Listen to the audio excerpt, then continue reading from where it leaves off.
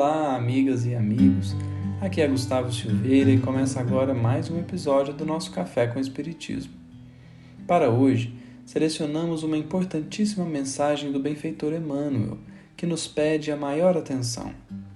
Trata-se de um verdadeiro convite a uma postura séria perante a nossa querida doutrina espírita, em que o benfeitor nos apresenta de forma profunda o compromisso que nos pede o Espiritismo. Não se trata de fanatismo, nem mesmo de segregação.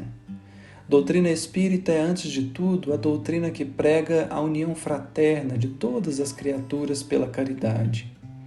O grande convite de Emmanuel é para que nos compenetremos cada vez mais de que o Espiritismo deve ser para nós muito mais que uma religião, muito mais que um instrumento a aperfeiçoar nossos raciocínios, muito mais que uma atividade marcada na semana.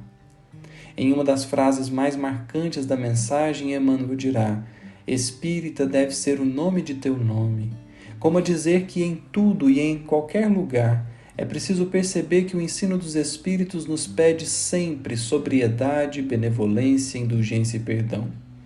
Com essa frase, o benfeitor nos lembra que não dá para ser espírita só no fim de semana ou só quando se vai na casa espírita. O Espiritismo precisa estar em todas as áreas de nossa vida, não para pregar uma vida religiosa ou moralista, porque em verdade isso não condiz com a doutrina, mas sim porque o verdadeiro espírita compreende que não veio ao mundo a passeio e sabe que é no detalhe do dia a dia, nas dificuldades, desafios e turbulências mesmo, é que se encontram as grandes oportunidades de trabalhar e viver a sua fé.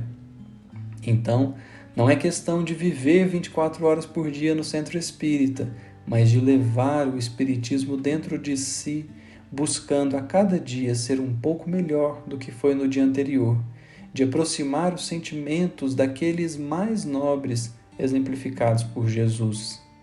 O espiritismo não comporta fanatismo porque nos pede a indulgência, a empatia, a paciência para com o outro e o perdão.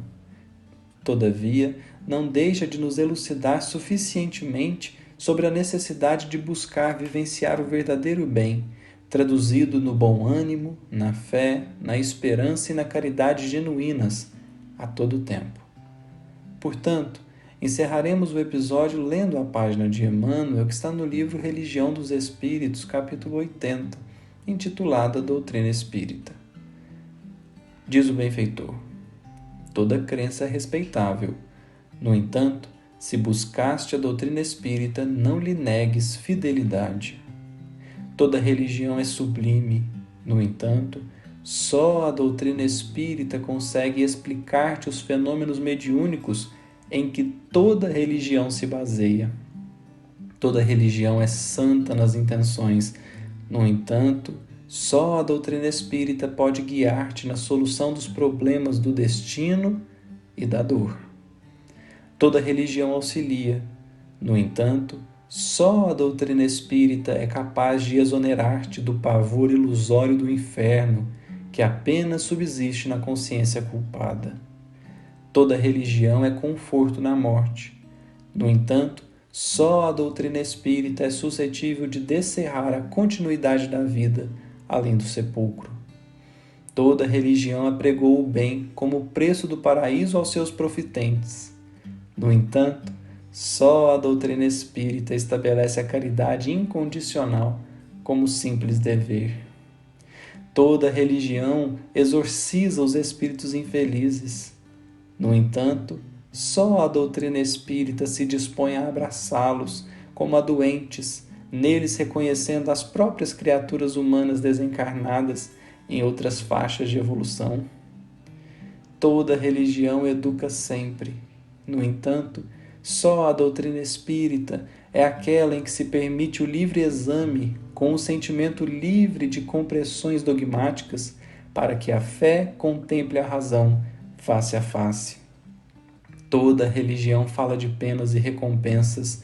No entanto, só a doutrina espírita elucida que todos colheremos conforme a plantação que tenhamos lançado à vida, sem qualquer privilégio na justiça divina.